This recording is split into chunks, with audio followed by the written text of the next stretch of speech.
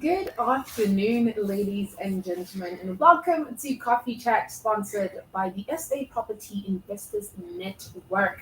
My name is Carly, and I'm hoping that we're going to have a fun-filled and educational hour for our show. Okay, so for those of you who don't know how this works, first of all, welcome and thank you for joining us. What this is essentially Coffee Chat. It's a quick hour where we get to discuss all things relating to property, brought to you by the SA Properties Investors Network. And if you don't know who that is, well, that is short for, that is the long version of SAPIN. What we do is we connect, and we are a group of like-minded individuals who want to learn and grow in the property space. What we do is we educate and we align you with the individuals that you will need in your property journey. It's that simple. And as always, we always have a little bit of fun when we start off, and that is, I would like to know where you are viewing me from. And the ongoing rivalry between Cape Town and Johannesburg will forever be happening, but just let me know where you're viewing us from. And if this is your first time and you are a little bit shy, it's fine. You can just send a wave and let me know that this is your first time. And if you're not shy, please just let me know, how did you hear about us? And as always, we got to do a little bit of housekeeping. And the first things first is that we are going to be having a few events. The first one is including our guest for today, and that's Leon Kasselman. For those of you in the know who are in the property, you understand his expertise are absolutely phenomenal. We're going to be having him a little bit later, but he will be having a more in-depth webinar tomorrow with Daniel Kazadi, discussing the very topic we're going to be doing today. But today's like a brief overview. So you guys kind of have a brief and just like blanket understanding, but they go more in depth tomorrow in the webinar. So please just go to our website so you can register for free for that webinar. It's going to be very insightful and very, very informative. And also we have an upcoming event in Cape Town regarding the workshop. However, I just want to know from you guys, as I said, we have, hi, Leon. We have Zandi, who is from Cape Town. So just keep it coming, guys, and let me know where you're viewing me from. And also, if this is your first time, how are you doing? A quick one for anybody who is actually looking to renovate, be it in your own personal capacity or one of your investment properties. SAPIN has launched a new, invigorating, and very, very fun initiative called SAPIN Kitchens. We're going to be hearing more about that pretty soon, and that is in partnership with Tim Build. All right, for those of you who are old, not me, if you remember Timber City, yes, they have now been retransformed and are now called Tim Build, and they do customized kitchens for a very affordable price. And obviously, if you go through us, they will be incentive for you, and you will get a more in-depth understanding when you see our kitchen that they built for us. So I'm super excited for you guys to take on this journey with us with Sapin Kitchens. So that's pretty fun. Let's see, we're still talking. Lucy, hello. Lucy is from Cape Town, and also we're going to be launching a few other things that are going to be happening within the SAPIN world. And I'm super excited for that. And as always, we're going to be having our golden nugget from SAPIN-Prepaid, from our facilities expert extraordinaire, Bevan. He will be joining us a little bit later, discussing SAPIN-Prepaid. But the topic for today is one that is very close to my heart, and one that is close to every investor. If you're serious about investing in property or learning how to invest in property, you need to understand fundamentally about negative cash flowing properties. Yes, it is amazing for you to have purchased your property and you're taking your first stride, or you've accumulated enough for you to understand that you have quite a portfolio. But what happens when your properties are cash flowing negatively, right? It's one thing to say, oh, I have properties, but if you're not making a profit, or at the very least breaking even at the end of the month, you no longer have assets. You have liabilities. And this gentleman, Leon, is going to help us unpack that in a little bit more in depth. But like I said, the webinar that is happening tomorrow is where he properly excavates this phenomena. Look at English disappearing. The disrespect of negative cash flowing properties, and how to optimize your portfolio. Be it you're starting and you don't want to start on the wrong foot, or you want to make sure that as you grow your portfolio, you never catch yourself in the blunder that is negative flowing cash flows. But if you don't mind me introducing this gentleman. Leon, how are you, sir?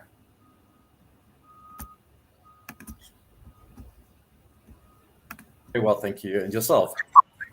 I am good. Thank you so much for joining us and giving us some time to, discuss this very, very important, if not one of the most important lessons for any potential property investor, entrepreneur, whether you're starting out or you have, an in-depth property portfolio. This is something that does, unfortunately, happen to the best of us. Absolutely, yeah, you're 100% right. And yeah, one of the things that I do is the blueprints in the for Property Academy and SAPIN, and in there you can clearly see the trends and the type of challenges that investors face. And there are definitely clear themes that are running through, and we'll be exploring some of that in our conversation today. Alrighty then. So before we start unpacking and going in there, as always, ladies and gentlemen, I encourage you to please ask questions in the chat box, and we'll make sure our expert guest answers those, because these are one of the few times you'll be able to ask young questions for free. Because outside of that, you will actually have to book him via SAPIN Connect. But Leon, before we get into any level of in depth, let's first understand who Leon is. And I'd like for you to just tell us briefly about your journey in terms of who you are and what exactly do you do. Fantastic. Thanks for that, Kari. I'm a professional property investor. I have a portfolio that is spread over Gauteng, also in Cape Town and in KZN. And I cover different type of strategies. And over the course of my part-time and then professional property investors career, I've dealt with pretty much most of the strategies in one way or the other, except developments. That one I haven't tried, but we are building with a building conversion from commercial into student accommodation, but that's not quite a brand new development from scratch. Still on the to-do list. I semi-grated to KZN, so I'm based there on a permanent basis down at the south coast, or the slow coast, as some of the guys always tease me nowadays. My background is I was a business enterprise architect working in the banks in the group strategy areas. I have an IT and a business management background. I spent 40 years in different corporates in mostly blue chip organizations, but also dealing with smaller companies. And from that, I gained a huge amount of experience, which is now very useful. I found it very useful in setting up my property business and the strategies, etc. It's the same techniques. And with that background, it helps me to also help others. I'm now semi-retired, but I'm always involved in one way or the other. As you guys know, we have a lot of contact with each other on a regular basis for different products, and we keep on enhancing the SAPIN offerings that we've got. Part of those offerings that we do have is the consulting services that are rendered to SAPIN and TPA investors. I do investor needs solutions and needs assessments, which basically looks at any investor, whether you're experienced or in an advanced or still a starter, you're just thinking about stuff. What are your strengths? What are your weaknesses and gaps? And then we work out how SAPIN and TPA can assist you with the appropriate next steps and an action plan, and what's the right solutions for you. So that's quite an exciting one, and something that we find very, very useful. Once that is done, I also do buying plans for investors with new investors that have got 0 to 1 properties. You haven't started out at all, or you've just got like your one personal property. Then a buying plan is the type of thing that I do for those guys, that help them set up their business properly. We do pre-qualification. There's a lot of things. We'll get into more details of that if required. And then the biggie one, which is really where the insights for this conversation today comes from, is the blueprints, right? The investment blueprints and portfolio performance reviews, which I do together with the rest of the blueprint team. That's for investors with 2+ properties. So these are guys that have invested, they've tried one or more strategies, and they've had the properties for a period of time. And now we review that. We review their business, the whole setup, and it's quite an involved process. So I see Leonard is here. We worked with him. He's one of the guys that are Blueprint customers. The last 2 things about me that's relevant for this conversation is I'm a partner in a prop tech company as well. We have a platform where we do funding originating between banks on the one side, the more traditional ways, and then also other type of things, not just for bonds and home loans, but we cover anything from personal loans through cars, commercial loans, both secured and unsecured, all flow across our platform. And we keep on growing that as the other part of my always involved motto. So then the last thing is about me. I like to work with people and help people. So I like to stretch investors' minds about their investment strategies, about how they approach business, and how they can improve their performance over time. Yeah, so that's me in a nutshell, Kelly. Alrighty then, that is quite a mouthful. As always, we have experts over here at the coffee chat. So let's just get straight into it, Leon. How and why would somebody buy a negative cash flowing property? Okay, so I think for that, is it possible for me to share my screen with you guys? Let's just see. Yes. You've got the documents there, right? Or should I do it from the side? No, I have on. There we go. Yes. Okay, 100%. So if you can go to the next page, please. Okay. Okay, so yeah, you're struggling a bit there because you're using that particular side. I wonder if I can't share it from my side, Kelly, just to be on the safe side. It's not displaying. So let me do that rather from my side if it's okay. No problem. All right, cool. So let me just press share here. And then my apologies for this.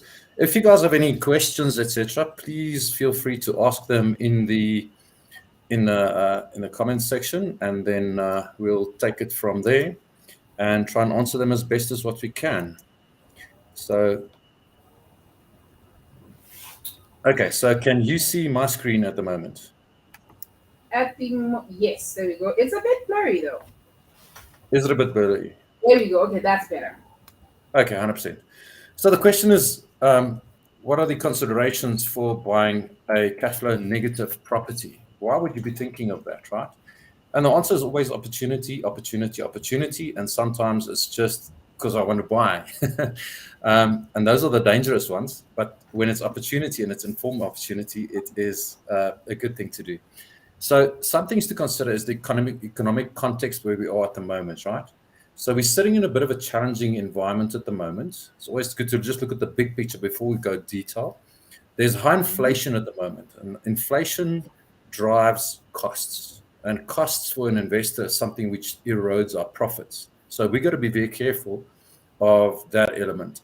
There's specifically high interest rates, and for anybody with debt, that also means that you've got to be aware that interest rates can go up and they can come down. They go through cycles, and I'll show you some cycles just now.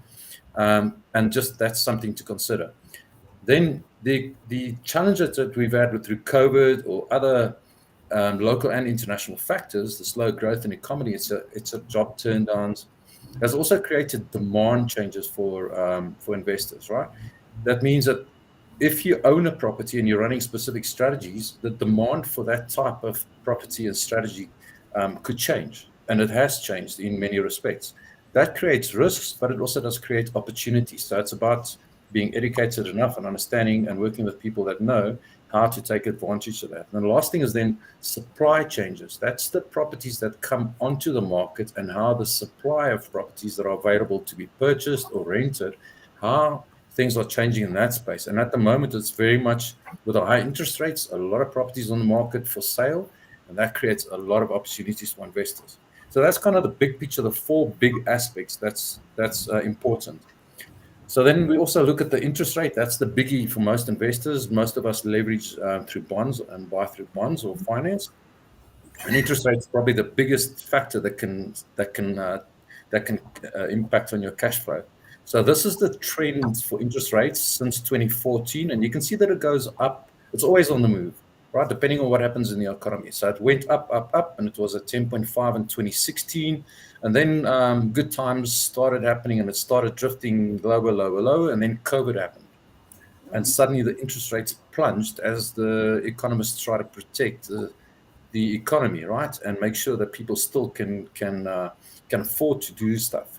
And then as that COVID ended, the interest rate started going up because people were spending money on other things. And now the SARB has to kind of contain the spending again and just make sure that inflation stays inside its target. And that's just why this fluctuates. It's just a continuous chess game that they play. All right. However, for investors, numbers and risk profiles should drive our decision, right? So there's always pros and risks, pros and cons, or just opportunity and risks.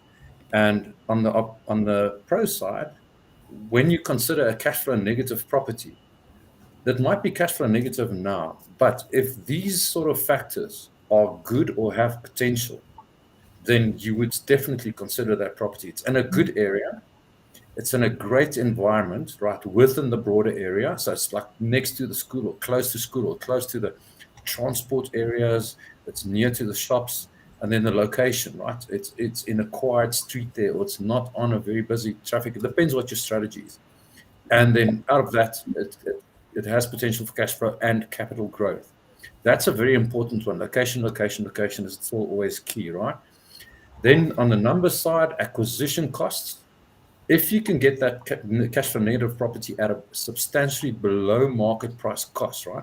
So you determine through your running the numbers that the market value for that property is R1,000,000, and you can pick it up for 700K or anything below 800 or so, that you've got a 20% below, 20% plus below, then it ticks another box. Then some other considerations, can you apply multiple strategies on it, right? And is rental increases possible? And is there opportunity to create sustainable cash flow with headroom? It's not something that you can get for 6 months and then suddenly there's nothing. And then your expenses and risks and bond payment increases in particular must be manageable. And the last thing when you run numbers is that your input costs versus your potential profits, or the short term for that is return on investment, that formula, if that sits above the 20% when you run your numbers, these are all pros, okay? Good things for why you would consider that. On the risk side, the only things that you really should be worried about primarily is if it's, the opposite of all the things that we said on the left-hand side, but specifically, if you determine that the current cash flow is bad, but it's only due to the owner's approach to how he manages or what he does on that property, he hasn't unlocked the potential. So then you see the opportunity, and then you can manage that risk. You know that you can manage it because of your skills, education, and power teams. The future, if you can handle the future bond payments in a rising interest rate environment, we always try and test about 3% above whatever the prime rate is, and whatever you can get at the bank, plus another 3% on top of that, then you're safe, right? And you can manage that risk. If there is capital growth in the area, it is an area that's good. We don't bank on that, but it's always a great bonus for us. The good thing is cash flow. There must be cash flow. If your numbers don't work, the risk is not worth taking on, right? Then you wouldn't consider that. And the last thing is just the tenant's demographics, right? What LSM is in there? What, if you draw a TPN report, what sort of profiles of people? What is it? Families in the area? Do the profiles of people in the family? Is it mostly single people? Then you wouldn't bring a big house on the market, which is geared for family. Then you would rather go for smaller places, as an example. Okay, and those are the kind of things, Kelly, that would drive your decision around, am I interested in a cash flow negative property? And the answer is definitely yes, as long as you consider some of these things.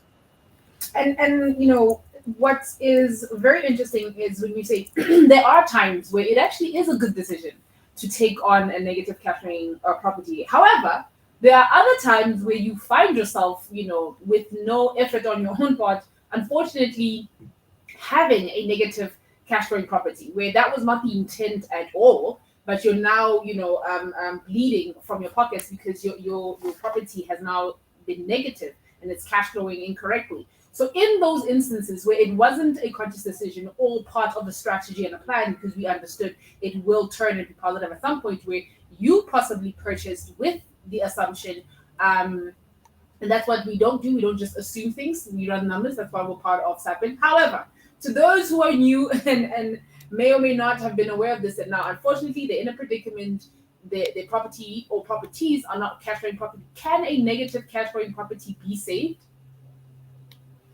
I think that it definitely can, subject to certain things that you need to consider, right? And by the way, it'd be wonderful to hear some of the investors' comments on as we go through the conversation. Kali, if you can just keep that while I'm now sharing my screen, I can't see the questions that are coming in. If there are any, just pop them in at the relevant time, and we'll try and deal with them, right? If it's possible. Yes, no, we're already getting questions, but we will save those. But definitely, all of the questions that are being asked are definitely going to get through them. Yes. All right, so then let's go with this next one, right? So if you already have an into a property and in your portfolio there, either your entire portfolio, we see this often that the entire portfolio overall is cash flow negative for some investors. They invested in properties, but they bought based on agents. The decision making up front and the numbers doing wasn't too good, or the risk planning, the mitigation of these factors on the risk side. They didn't test at what happens if the interest rate rises 3 or 4 or 5% above where we are. And now you're stuck in a situation where you are dealing with a cash flow negative situation. So let's look and see what you possibly can do and what should you consider to see if one of your properties is in that space, what you might be able to do. So at the highest level, if the cash flow is negative, or even not necessarily negative, but just much reduced, right? You're barely scraping even, or you had great cash flow and now suddenly it's just dropped. There are really two levers that you can draw on, and we'll go into a little bit more detail on the next page. But in principle, you can try to increase your rental income from it on the one side. So make more money from it is the one aspect. And the second one is obviously to decrease costs. Cost is something that goes directly off your bottom line. So the first focus is always on cost. What can you trim out of cost? And you should actually be doing this on an ongoing basis. And then the other side is also, what can you do to increase rental? That's the first thing. So you can pull those two levers, increase rent and decrease costs. But there's another option that goes with that, right? So we always invest for cash flow, but there is also the factor of the area and capital growth. So I always look at these two things together, and the blueprints, in our blueprints, we always look at these as a joint decision, right? It's not one or the other always. So if there's reduced capital growth, what we see with COVID is that many areas took a big dip, right? And across the board, the shock of it was a big shock to the system. So people got stuck into it, and a lot of people lost their income, and there was just a supply shocks. Capital growth went for a pair. Now, if you have poor cash flow or negative cash flow, and there is zero or very low capital growth or even negative capital growth in your area where you invested, if the answer to those and the combination is yes, yes, yes, then that would be something in my portfolio that I would consider unloading, right? It makes no sense to keep it. If you can't increase the rental income, you can't decrease the costs, and you're losing money over time. You paid $1 million for it, and now the market value in that area for that same property has dropped to 800 or 700,000 rand. You've basically lost capital of some of your capital, and then you need to understand when to draw the line. And it's better to do things like this and continuously monitor and not pick it up 5 years down the line, but rather watch the trends. However, you can, if there's equity, if you've had some capital growth, you can also use some equity that is in that property to help you reduce with other bond amounts or invest in high yield areas and unlock for property. What do I mean by that? So let's just quickly go into one more slide with a bit more detail on this and see what that is. Now, as a business, as an investor, we're really business people, right? This is not a hobby. You can't treat it like a hobby or, oh, it's nice to do, etc. The financial implications of these decisions you're making and the business that you're building is substantial. And it can get you a lot of trouble, but it can also give you a world that you never thought was possible. So it's your approach, your day-to-day behavior. What do you do every single day or every week, every month as a business rhythm? Do you assess your property portfolio? Do you plan? Do you review and plan? Do you have a roadmap, and do you execute on whatever comes out of those areas and keep going around in circles? You don't have to do this every hour or every day, the full day, but at least periodically, weekly or monthly. Look what's happening in the area. So your mindset, your day-to-day behavior, your investment mindset, and coupled with your business management process, this rhythm that I'm talking about here, that is one of the biggest factors that will determine where your portfolio is going to and how your decisions are made. Okay, so if you just unpack the day-to-day behavior and what I mean by all this, so what does that all really mean? It means be proactive and involved in your business, not reactive, right? Wait till the pawpaw eats the fan and then try and fix everything. Then it's too late. So rather be proactive, and by proactive, track the trends, the direct trends, what's the interest rate doing, where's it going to, understand what they're doing, the direct and the indirect ones. Review your business, your portfolio, and your property performance regularly. Make some ongoing small tweaks. Small tweaks are better than big, try and fix everything at the same time, right? You prioritize one thing at a time, and then you do it as soon as possible to get that impact. And then you track the impact of those changes and you adjust as needed. And then the last thing is, it's very difficult for most investors who work on this part-time and don't have all the necessary knowledge or experience to do this on their own. And that's why in the network, we've got specialists and coaches as well as education. So SAPIN and TPA is brilliant at that. And then, of course, the party members like myself, etc. So those are the kind of things that you can do. And then a last thought around this specific topic of what are some tactical interventions, right? If we expand on the increased rental income, how can you increase your rental income? What are the type of things, what are the levers that you can pull under that one? So most leases, if you use a proper TPN lease or in your lease as an investor, you've put in that clause and not scratched it out that says, if there are any levy or services or consumption-based related increase, you have the right to increase your rent.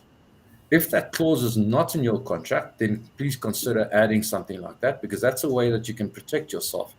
Even if you fix the rent at 10,000 Rand a month, and your levy suddenly goes up by 10% or 15%, all their special levies or anything like that, which destroys your income, then you can pass, because of the lease terms, you can pass that on to a tenant, right? And then you're not in this all by yourself, and you're the one that takes the knock. You can consider a change in your strategy. You can go from a single buy-to-let where there's just one person or one family and you've got a big property. You can try the multi-let, the room by rooms, or short-term letting like Airbnb or so, and change your strategy, or do a hybrid of those, right? All those are levers you can pull on the income side. And then you can also add improved features to attract higher rent or better tenants, right? If you add, and for that you would use Lightstone, TPN, and other research. What are tenants looking for, and what are they prepared to pay more for? Power backup solutions is a good example of something like that. People are looking for a place where they've got some power when the lights are off, right? That's a massive differentiator. Can you put that and charge an extra 20% rent? Those are the kind of things, right? So that come to mind immediately. On the decreased cost side, what can you do there? So the first thing is eliminate any unnecessary costs or features that you're paying for that is not directly supporting your income, right? If it doesn't contribute to your rental, and if you take it away, you don't have to pay it, the tenants are still happy to pay the same rent, then why is it there, right? Under these trying times, you can change your cash flow because of budgets removing that. So what I regularly do and recommend that people do is review all your service costs, everything that you pay for in a month, your budget, right? Your actual costs. Look for things that are recurring costs, get quote from alternative providers, make sure that you're getting a good price, and then renegotiate the cost with your current provider. These are things that you can do pretty quickly. So even if your rental increases might take some time on that side, these are things that you can do within a question of a week, couple of weeks, or maybe months, right? To restructure your costs. The last thing that I want to highlight is you can also ask your bank for a credit interest review. If you've been a good payer and you've got a good track record and you've got a good credit history and you've got bonds more than one and you're demonstrating that you're a good tenant, you can approach your bank and ask for a credit rate review on your bonds. And the chances are good that if they want to retain you as a customer, that they might grant that. I've successfully applied and used that technique several times.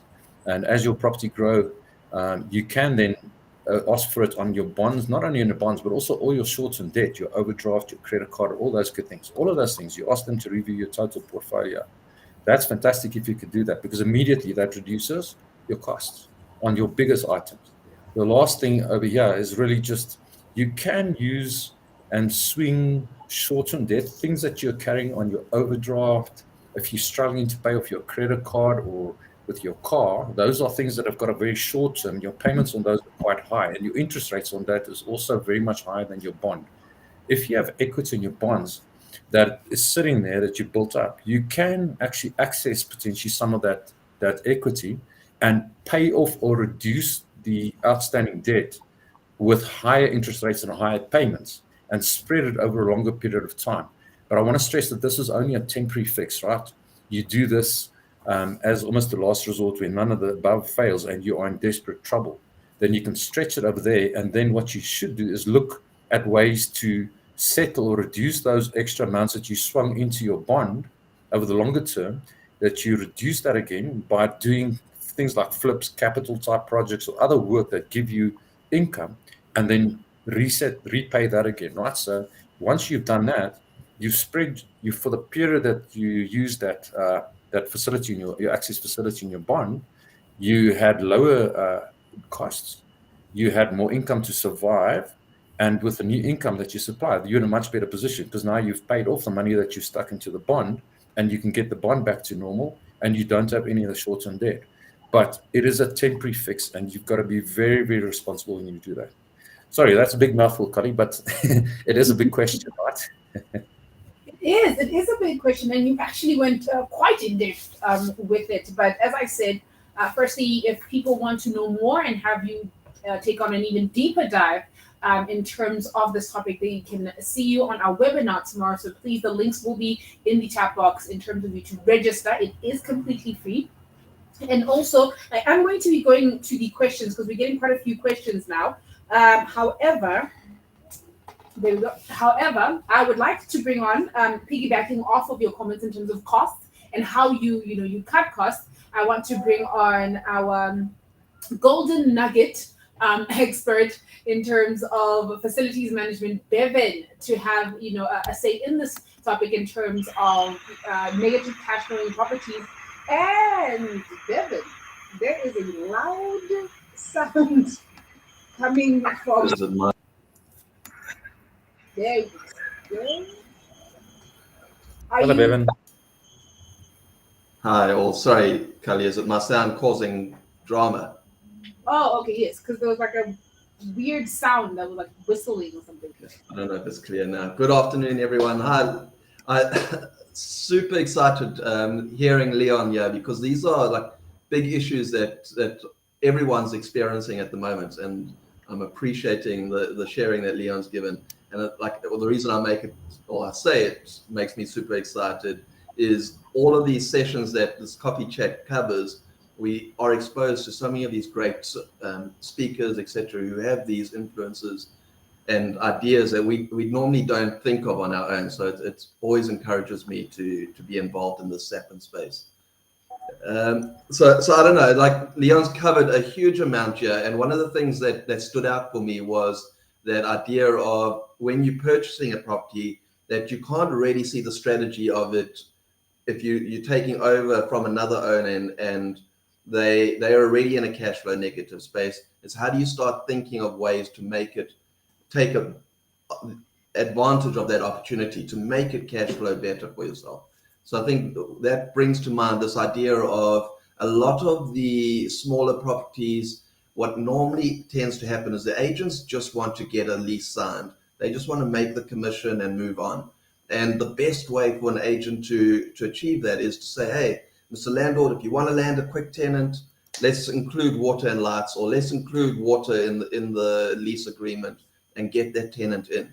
So that becomes a bit of an issue if you're inheriting that tenant, is to make sure you're looking at that lease agreement to say, okay, if I'm going to optimize this income on this property, like Leon spoke about, you want to try and increase the income or decrease the expenses. So one of those things is to then charge and recover for your utilities. So for me, it's a good thing to review that and to then make sure that if you are going to increase the income by charging for utilities, so be it now charging for water, you need to communicate that with the tenant. So you shouldn't be afraid of doing an addendum to your lease agreement. You're not having to do a whole new lease agreement. It's just a new addendum with that new agreement in place saying, listen, I know your original lease said you weren't paying for water. This is now an addendum. You are going to be paying for water. So, and then obviously there's an agreement because you're now negotiating with the tenant to say, listen, my expenses have gone up. I either have to cancel your lease and find someone else new, or we can meet in the middle here. So it's that negotiating space. Get them to sign an addendum, and then you can start charging them for water or any of these other utility recoveries. And what I've experienced, unfortunately, is when you try to shift someone into paying for utilities like that, suddenly they freak out because they don't actually understand how expensive it is for water.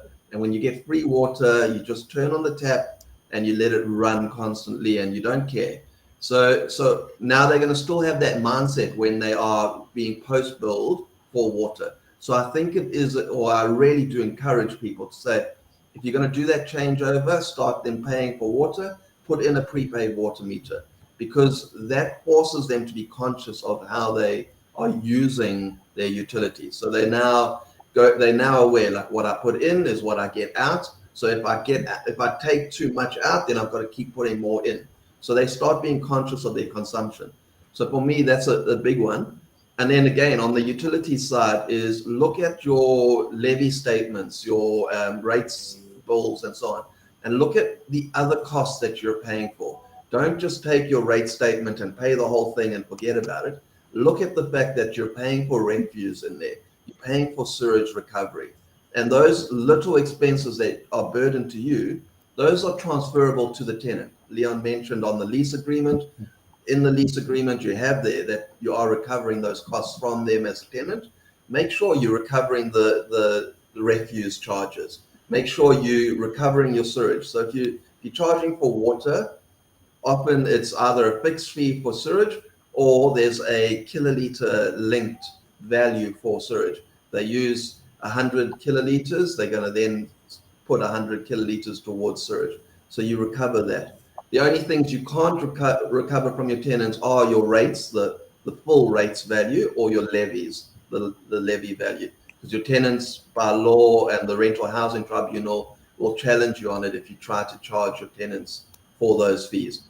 You can charge them by including it into your rent, because that's what you're obviously pushing your market value up by, but don't put a line item on your invoices where it says rates charge or levies charge, because they will dispute that and bite you on it. So those are my few tips, a lot more than normal, but I think it's just realizing that a lot of us leave money on the table when it comes to our utilities, and look at that and say, hey, have I increased the prices as they've increased, and have I transferred that onto the tenants as well? So thanks very much. Okay, thank you so much for that, Bevan. As always, your weekly golden nugget, brought to you by SAPIN-Prepaid. And Bevan is always on, with his nuggets of wisdom.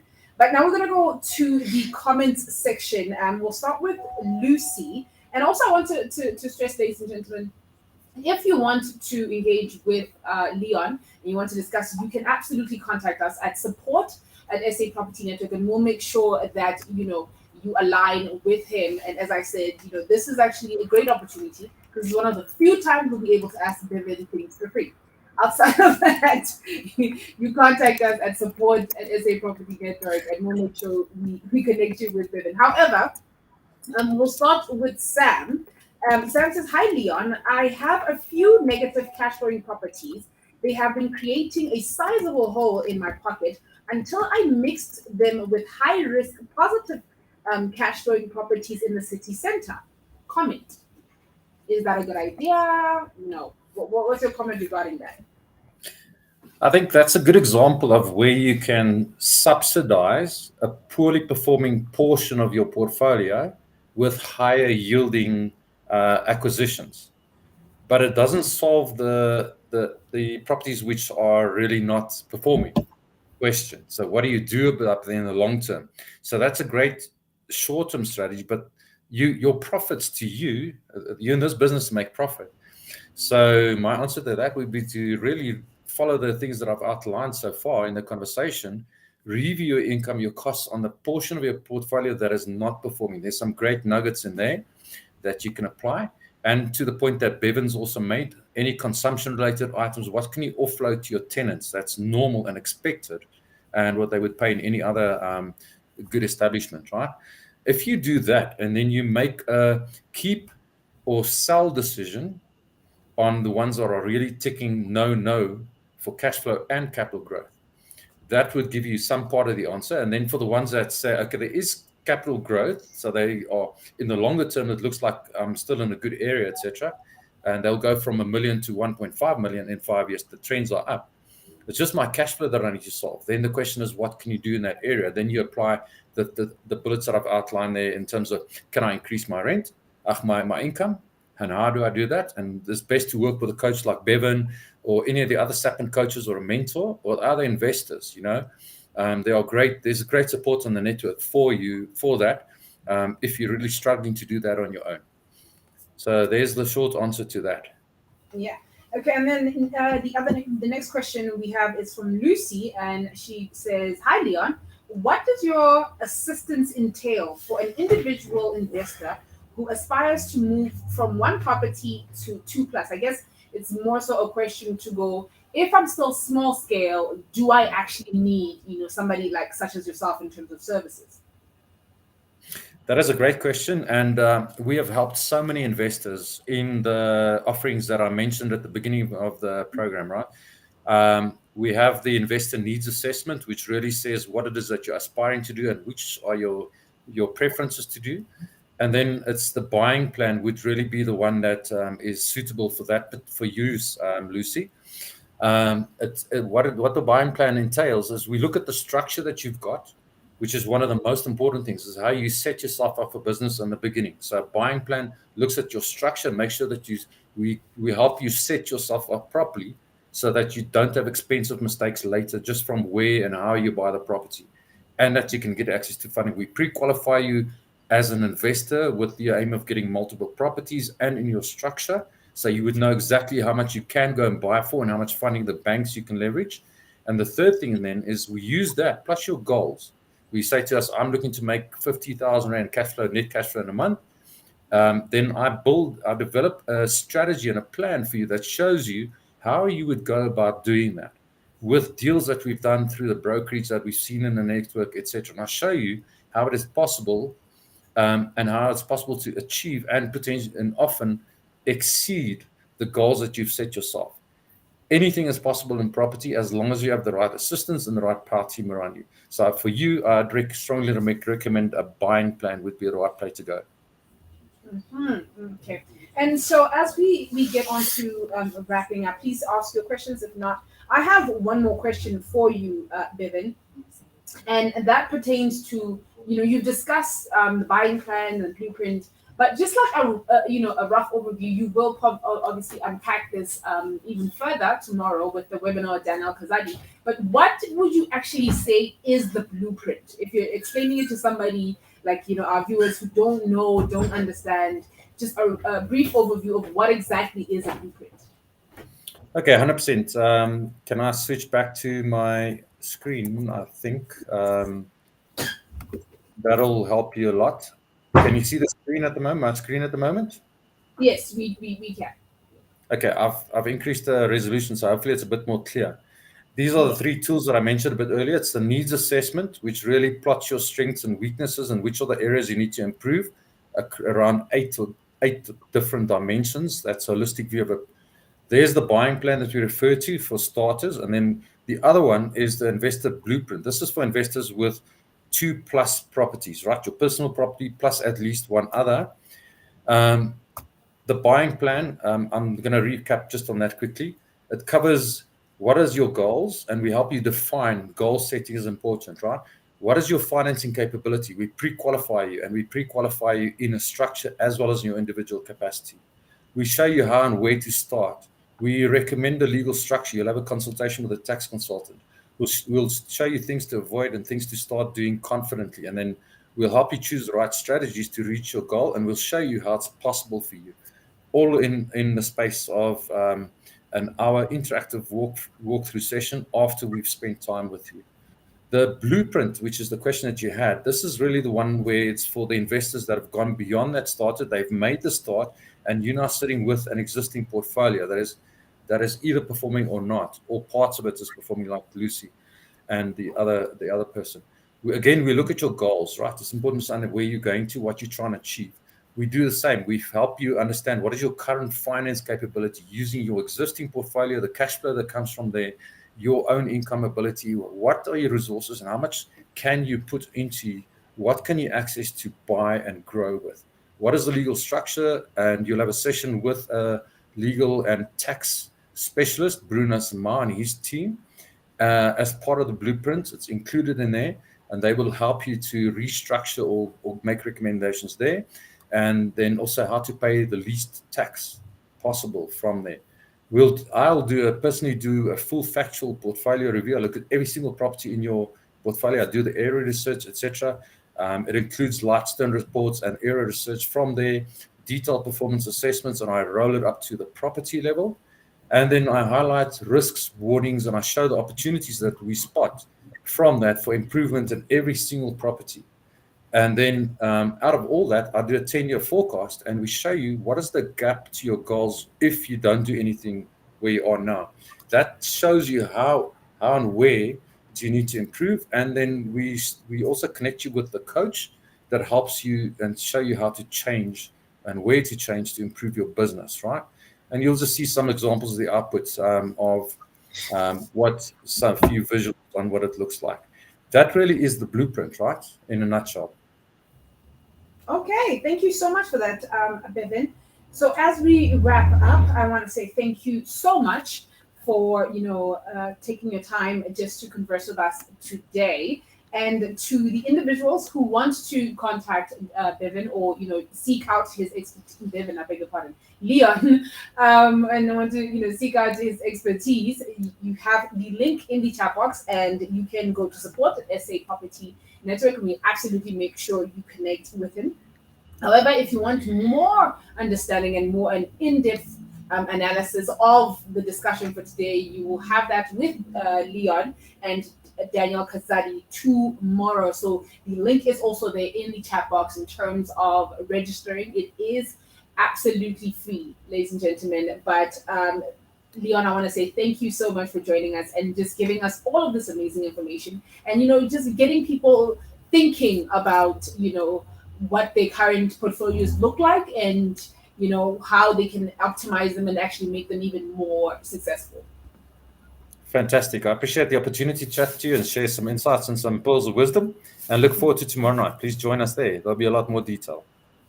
Fantastic. And as I wrap up, I want to say thank you to you guys. As I said, every week we have SAPIN-Prepaid, and we have the expertise of Bevan, who is very much very astute person in terms of facilities management. And as I said before, we have SAPIN Kitchens, and it is a new and super exciting partnership we have with Tim Build. However, if you want to know anything else about what we have going on in terms of events that are in and around the country, please just go onto the link in the chat box that is currently there and the events, and you will find out what we're doing and when we're doing it. However, as always, from me to you, see you next week.